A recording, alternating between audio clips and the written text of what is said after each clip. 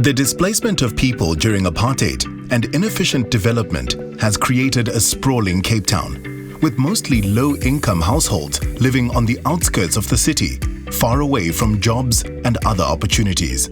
Sprawling cities struggle with many challenges and are also inefficient, expensive, and unproductive. In Cape Town, low-income households spend about 43% of their monthly income on transport alone and 25% of their time on the road. Densification is needed to keep the city within manageable and affordable boundaries.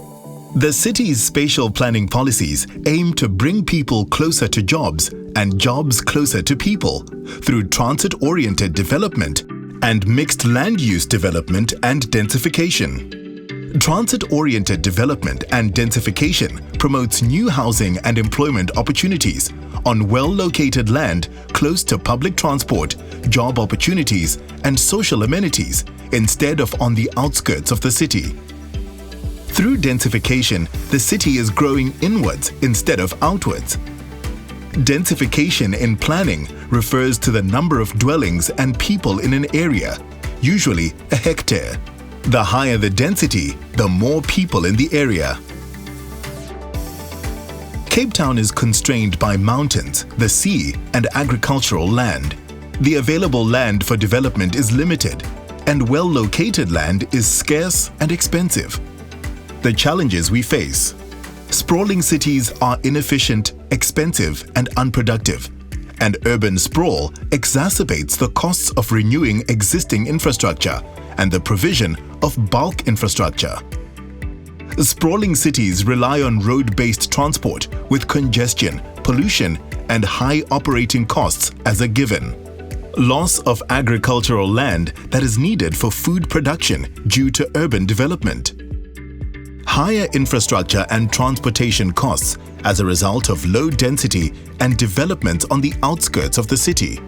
Limited access to opportunities as people live on the outskirts, far away from jobs. A rapid increase in informal settlements as the supply of affordable housing on well-located land does not meet the urgent demand. The benefits of densification. Inward growth and transit-oriented development can provide greater protection of the city's natural environment, heritage, and agricultural assets. Targeted densification in specific locations and along priority transport corridors will support our public transport system and services and bring people closer to economic opportunities. A fair city where especially the poor are living closer to urban opportunities.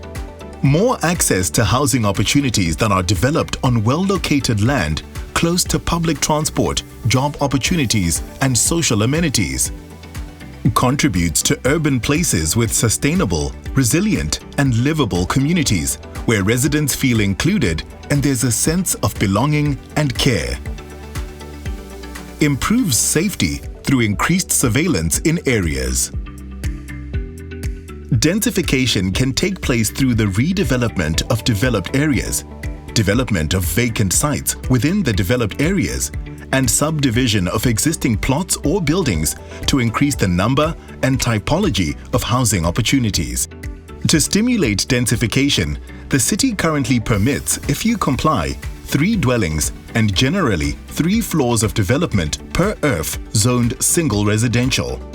Guided by the Cape Town densification policy, spatial planning policies, and the development management scheme, which ensures that all decisions work toward the same goal, the city has already identified spaces and areas ideal for densification and started creating a better future and equitable Cape Town for all.